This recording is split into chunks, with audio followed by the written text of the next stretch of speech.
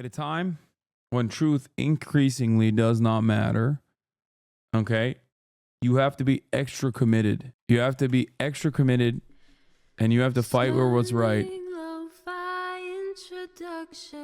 Oh, we're so back to 2016, but it's somehow worse than it was before.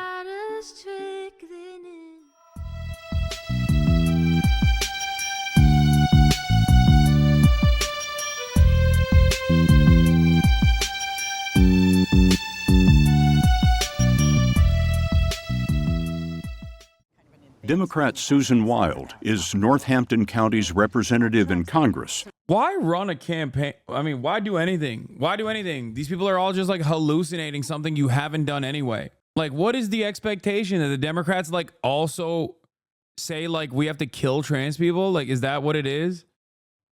Because they didn't say a single damn thing about trans people the entire time. They didn't even have a trans speaker at the DNC. They very clearly and very deliberately did not say anything about trans people.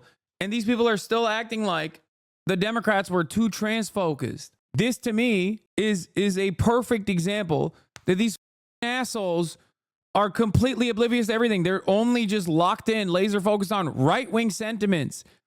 Everything that they have is geared towards their unimaginably right-wing worldview. It's the Republicans that said the Democrats care about trans people. That's it. And you know what's funny about this? I'm hearing more chatter about how the Democrats focus too much on trans people when they didn't at all, okay, from liberals than I'm hearing from the Republicans. Even the Republicans aren't saying like, oh, the Democrats lost because they care too much about trans people. They do it every now and then. But it's crazy. It goes to show that the ad doesn't really motivate people to go out and vote for anybody, okay? But the ad does motivate these into believing that they lost because of trans people somehow. Kamala Harris never brought up trans people, ever. Not a single time. The one time that she was presented with it, she basically said, we're going to follow the law. We're going to follow the law. The only reason why people think that that is a policy that the Democrats were advancing is because the only communication that happened on that front came from Republicans basically saying that is what the Democrats are. Republicans are so good at just representing the Democratic Party in a cartoonish way, and the Democrats never push back. Have to stop pandering to the far left, citing trans rights as an example, saying, I don't want to discriminate against anybody, but I don't think biological boys should be playing in girls' sports. And a few things about that. First, if what you want is a centrist campaign that's quiet on trans issues, tough on the border, distances itself from Palestinians, talks a lot about law and order and reaches out to moderate Republicans, that candidate existed and she just lost. Guess how many trans speakers there were at the DNC? I'll give you a hint. It is a very round number. Also, I'm not sure how you reach out to moderate Republicans more than appearing with Liz Cheney multiple times, unless you literally dig up Henry Kissinger's corpse and prop it up at a rally in Michigan as Katy Perry sings Rolling in the Deep. It's okay not to have the range for a song, Katy. The irony is the Republican anti-trans ads were not a key motivator for people going out to vote, okay? It just wasn't. Like, it is not in the top 10 things that people voted for. The number one thing is the economy, okay? People thought that Donald Trump was going to be anti-war. They're stupid, but who cares, okay? People are stupid enough to think that Donald Trump is actually going to fix the economy. People are stupid enough to believe the crime narratives that immigrants are causing, okay? The reason why people say the anti-trans ads were effective is because they're just like looking for something to blame.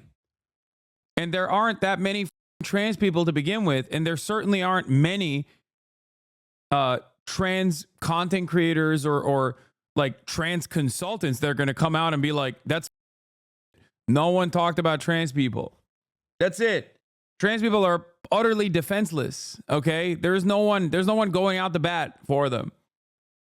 And that's it. That's it. So it's an easy target to lie about. The problem is if the Democrats put up a fight on the economy, okay, if the Democrats actually gave something that the Republicans had to address and fight back against, then this trans would be even less motion. It would have even less motion than it did. But you will never be able to convince people. Uncle Cenk thinks that that's not the case.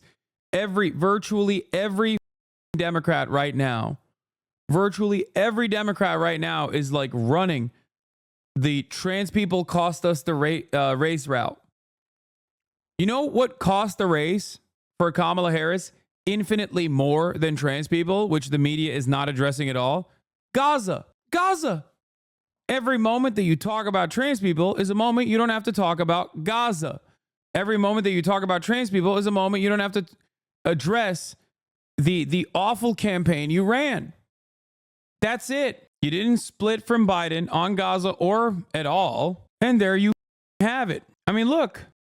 A reminder that this happened during the Democratic primary, and it was a massive warning sign that the Dems actively ignored. We do not know what percentage still voted for Harris, Trump, or third party, or didn't vote at all, but these people were mostly registered Democrats activated enough to participate in the Democratic Party's primaries when there was no one else running against them. And at the time, I said over and over again, the real uncommitted voters are just simply not even going to vote. They're not going to show up come November.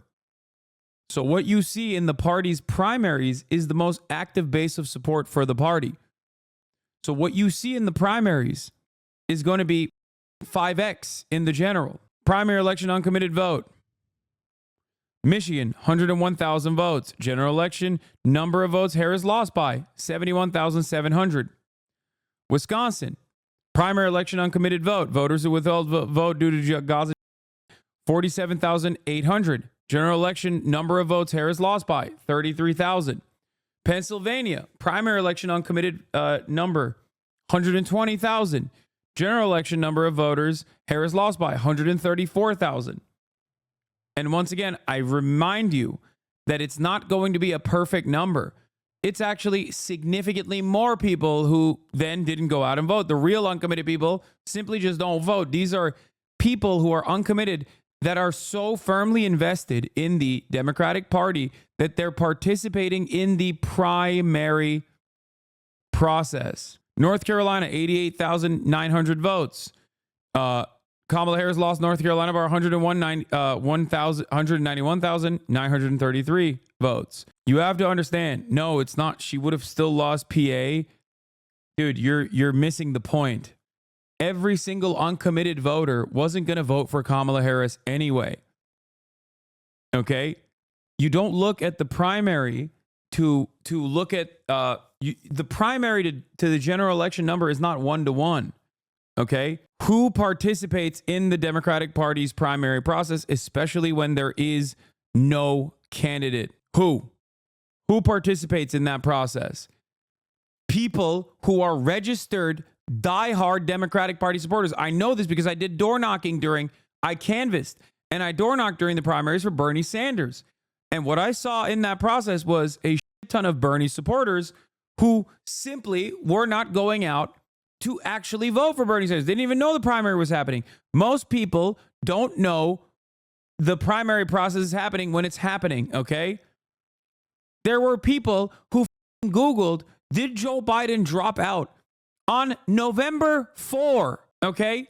The are you talking about? Most people don't even know the general election is happening. There are people who ask me, can I vote tomorrow on Tuesday? Can I vote the rest of this week on Tuesday? There are people that I know. I'm telling you, man, you guys are so locked in and laser focused on the political process that you cannot imagine what the average median voter is thinking or their depth of knowledge when it comes to this sort of stuff. Okay? Understand that if there are 10,000 primary voters that say in the primaries, I'm not voting for Biden, that means there's probably 100,000 voters who are not going to vote for Biden. It's indicative of a much larger number of people. That means you lost 10,000 die-in-the-wool, diehard Democratic Party supporters in the process. Now, we don't know how many of these uncommitted voters turned around and voted for Kamala Harris. We don't know how many of them turned around and voted for Donald Trump. We don't know how many of them turned around and voted third party. And we don't know how many of them didn't vote. But what you have to understand is that, like I said, if 10,000 voters that are diehard registered Democrats who are participating in the Democratic primary when there's not a single candidate out there, that means there's probably 100,000 people that are just simply not voting.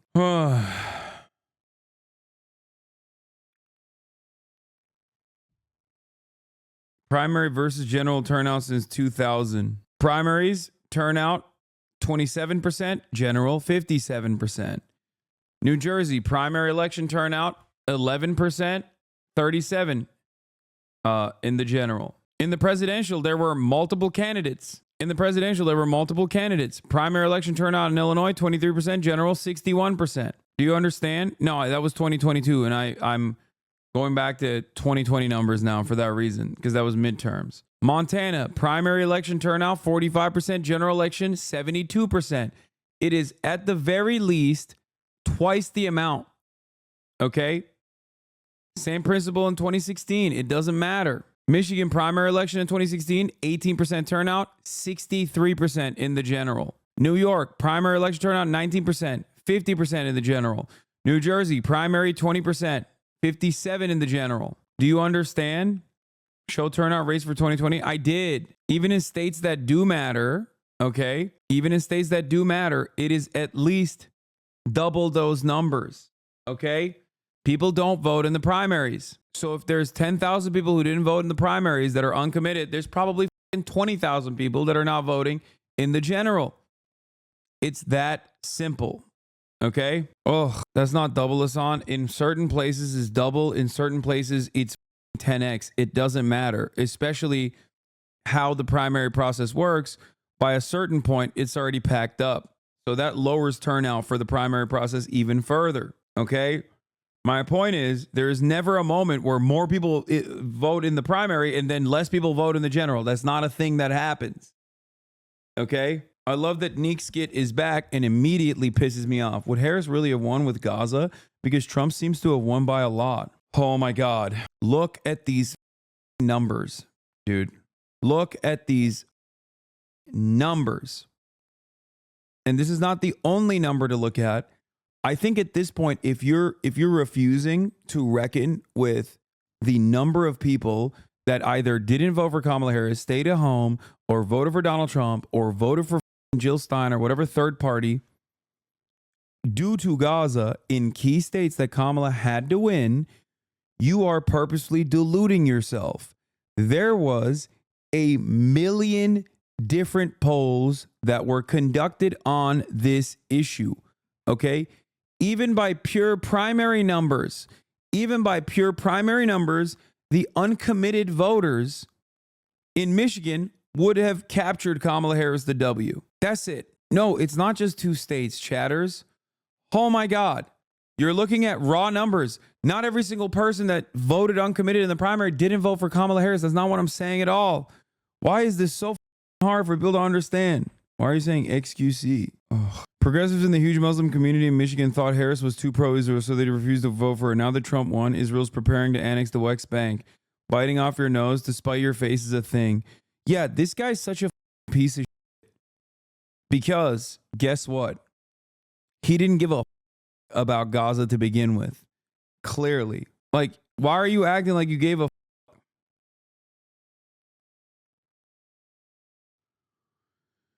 Senior allies of Harris pushed the campaign in the DNC to have a Palestinian speaker on stage at the August convention, trying to further the goodwill Harris had earned from the Arab and Muslim communities furious over Gaza, but they were denied. Going over the script ahead of time, Harris said, "We missed our fundraising deadline." Then she stopped and told aides, "We can't lie to people by saying they missed their fundraising goals," according to 4 people with knowledge of the conversation. One junior level aide later had to tell Harris's campaign chief of staff the truth. The campaign had missed its fundraising goals. There had been rumblings about the financial situation since September, said one Democrat. Another said the campaign had missed its fundraising goal in September after money slowed in August, and the boon from the convention wasn't as high as the campaign expected. How wrong could everyone have gotten this when I just saw it with my own 2 damn eyes? And in spite of all signs pointing to momentum shifting, the early gains made by the campaign in terms of fundraising when they responded to public pressure. I said this at the last night of the Democratic National Convention. I said these guys are delusional. But hey, don't listen to me. What the do I know? I said it. Bro, the left is just a bunch of crazies now. The majority is tired of it. I know, dude. Leftist figures like Liz Cheney and Kamala Harris need to be excised from the party. You're right. These loony bin lefties like Liz Cheney, all the Clinton administration and all the Obama administration consultants need to be cut out. You're so right, brother. We need real Americans out here. We need real Americans who care about American citizens. We need real Americans who are going to sit back and say, enough is enough. No more wars. Why are we spending billions of dollars on overseas operations to advance the interests of corporate profits, to advance the interests of the goddamn defense industry so that a bunch of Raytheon executives can turn profit, okay? When we got 650,000 homeless people in this country right now that are sleeping outside, why the are we letting these goddamn loony leftists like Liz Cheney with their permanent war attitude, these loony leftists like Kamala Harris with their permanent war perspectives, run the goddamn country? I especially hate the likes of avowed loony leftists, radical Marxist Richie Torres going to Michigan to be like, no, you don't understand. The most leftist position you can get is permanently funding Israel's and Gaza. Or Bill Clinton being like, yeah, no, you don't understand. Like, the Bible says Israel belongs to Israel, and therefore all the Palestinians there have to be killed. These loony leftists must go. Okay? That's right. Loony leftists like William Jefferson Clinton. I'm done. I'm done with these guys. This article was on CNN, uploaded 2 minutes ago. Inside the campaign for Kamala Harris, as Democrats continue their infighting over her defeat in the presidential election. New reporting from Notus, N-O-T-U-S, a great website, suggests that there's finger pointing and blame gaming at all levels of the Harris campaign over the campaign strategy or lack thereof, decision making or lack thereof, mismanagement or management of funds.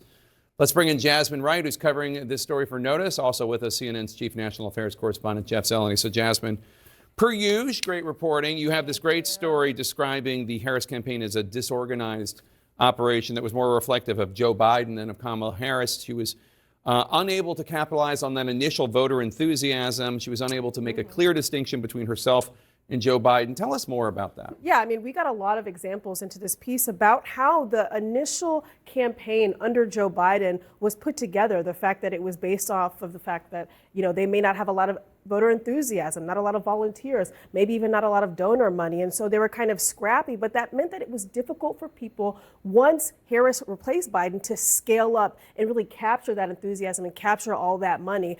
We know when Biden was on the ticket, it was difficult for them to staff up. People didn't want to work for Joe Biden and people didn't want to move to Wilmington. And so that left in people's minds that we talked to, people in these really key senior roles, potentially 4 or 8 years too junior for that very specific role. And so when it came to the vice president being on top, they were having problems fundraising. We reported that they missed a fundraising deadline in September after revising that a couple times based off of the projections that they made when she made a lot of money coming into it, but also some of the problems with the culture, particularly around folks. One person said that they kind of had a gallows humor, a 9-to-5 work mentality, and that they were very hesitant to take advice from Harris aides that the vice president brought in once she topped the ticket. And of course, there was just a lot of criticism over the campaign leadership and what the data and analytics team were doing and what research that they were actually looking at to form their analysis of the race. So a lot of the aides you spoke to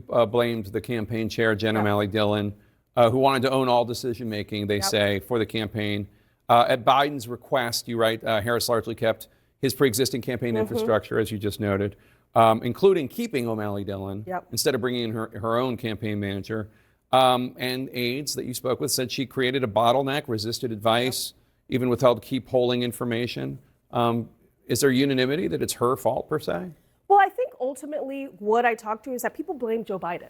They blame Joe Biden for staying on the ticket too long. They blame Joe Biden in his initial campaign for being unable to recognize just how deeply upset Americans were about the economy, about immigration, and about some of these other larger issues. But they say that these issues under the hood at the campaign, right, it's kind of like death by 1,000 cuts. They may have not lost the race for them, but they certainly did not help. And they feel very, very seriously that it did not put the vice president in the best position to win when she changed over in July. Certainly not. You only have 107 days to run for president. Jeff, House Speaker, former House Speaker Nancy Pelosi certainly sounds like she is blaming a lot of this on Joe Biden for not getting out of the race back in 2022, 2023, when he could have allowed a thriving Democratic process, a strong primary and caucus process, somebody who could separate themselves from Joe Biden. Look, this was always going to be difficult given the inflation headwind. No, people say only 107 days, but like Donald Trump literally fundraised less, spent half of his money on all the legal that he had to deal with, and he still clobbered the Democrats. Okay? Yeah, he started 2 years ago. If you think that his situation looked good 2 years ago, you're out of your mind. Trump had 4 years. He started 2 years ago, but he didn't actually gain momentum until like the last 100 days as well. I mean, before then he was clapping because Biden was ass, but I see MSM being a huge reason why so many Americans have been disgusted with the left. But many people agree with Speaker Pelosi. If you look back to the midterms of 2022, that is something that emboldened President Biden, that he thought the message from the midterms, where Democrats did not get blown out, that they thought that was a sign that there was some sort of need or market for him. So that was one thing. There's no question the timing and his decisions really affected everything. Also, an over-reliance on abortion rights. That was also a lesson mislearned. A variety of people we've talked. No one will look at this. Literally, no one will look at this. They don't believe this at all. Everyone in the media is like, no, you don't understand. You don't understand. No one. And I mean no one. No one gives a shit. No one cares about the truth. Everyone is just simply apologize for what? Apologize for what? You guys realize I know what this study is, right? I read it when it first came out, that the anti-trans panic ads were ineffective, according to polling from Data for Progress. That it doesn't matter, that people are like, yeah, I don't really give a shit about this stuff. I now fully agree with what you were saying about the GOP's anti-trans ad strategy. The $140 million wasn't to motivate people to vote, but to make the Democrat establishment agree with their position in the first place, an investment into the future of controlled opposition. Yes. Because Democrats are so primed by whatever the conservatives say about them, it does not matter. Like, Republicans tomorrow could be like, Democrats want to kill every firstborn male child in this country, okay, and run $100 million worth of ads saying that. And the Democrats would turn around and be like, you know, we lost because we wanted to kill every firstborn male child in the country. And we really got to take a cold, hard look at ourselves. It's like, what are you saying? No one said that. Like, why? What do you mean? No one gives a shit about it. No one said it. Why are you being gaslit by the dumbest people on the planet? It's so stupid. Just catching up on this pro-Israel rally at DC's baseball stadium that undershot expected attendance by 90%, 95%, and oh man. So the marketing and press emails promised a smaller but still substantial number. One predicted nearly 40,000. Another said 30,000. But as the rally began in the afternoon, it became clear that the bar had been set far too high. In the end, perhaps 2,000 people showed up. Where are all the Jews out there anyway? The MC, actor, and comedian Tiffany Haddish said in the middle of the event as rain drizzled on empty seats on a chilly day. Where are all the Jews at? We will never see any paid consultants say, it's all my fault. I blew $900 million. You probably should never hire me again. I mean, I get that. God, Tiffany Haddish is so gross. Yeah, Gretchen blew her goodwill on this issue to go to this. I know. The study was wrong. Clearly, the anti-trans ads worked on the DNC. Yes. The anti-trans panic ads did not work on average Americans. It was not like a major motivator for them to go out and vote. But it did work on the one group that matters the most. The consultant class and the media. It worked on my uncle too. He also believes the trans ads were so successful. And there is no way I can get to him, okay? There's just no way that I can convince anyone over the age of 45 that this anti-trans panic was not prescient. And now it might, because the Democrats are also going to lean into this, and they have been. It's so crazy. Oh, every facet of media is like all collectively doing the same thing over and over again. They did this with the crime stuff. I was like, look at the data. There is no extra amount of crime that's happening. You guys are losing your minds. I was right, but it doesn't matter. People still believe that crime is completely out of control. There's crime happening literally in every facet of society. There's just an unimaginable sea of murders. Every American in the suburbs, if you're a white man in the suburbs, you're going to get executed. Sorry. You're going to get decapitated by an urban style guerrilla. Okay. It does not matter. We have urban guerrilla warfare happening right now as we speak. Okay. We have created units of militias armed to the gills, and they're doing, okay, they're trans, they're armed, okay, they have machetes, they have AK-47s, and they're coming to the suburbs. It's happening. Sorry, they're gonna come for you. It's happening. I've been convinced. I've seen it. I've seen it in the media. I think that's what's going on. It doesn't matter that it's not happening in my neighborhood. If you come ask me, I will tell you, well, it's not happening here, but I'm sure it's happening elsewhere. Same with immigration.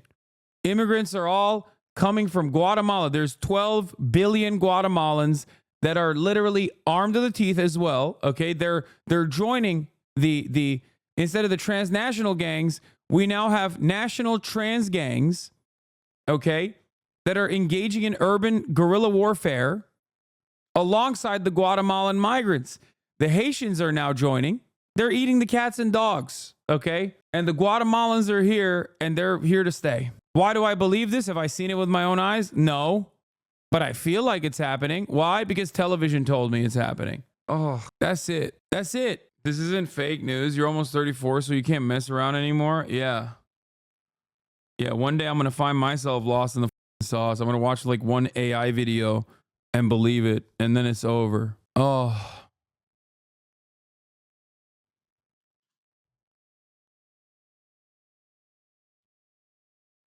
This sucks. I've already had some psycho MAGA guys try to get me fired from my job just for being trans. They had to ban him from the store for repeatedly harassing them via phone. And that was 2023. Ugh. I'm sorry, chatter. It did happen in my neighborhood, and now my neighbors have lost their minds. It was my neighbor's fault, though. Left their doors unlocked with their keys and purse in the car, so they literally just hopped in and drove off. I just turned 26. Talking to my mom, and all the immigration lawyers are packed as everyone's trying to get some documentation to not get reported. Ay. I'm tired. I'm done. 6:30. It's not even like 7. But I'm done for today. At a time when truth increasingly does not matter, okay, you have to be extra committed. You have to be extra committed, and you have to fight for what's right. Oh, we're so back to 2016, but it's somehow worse than it was before.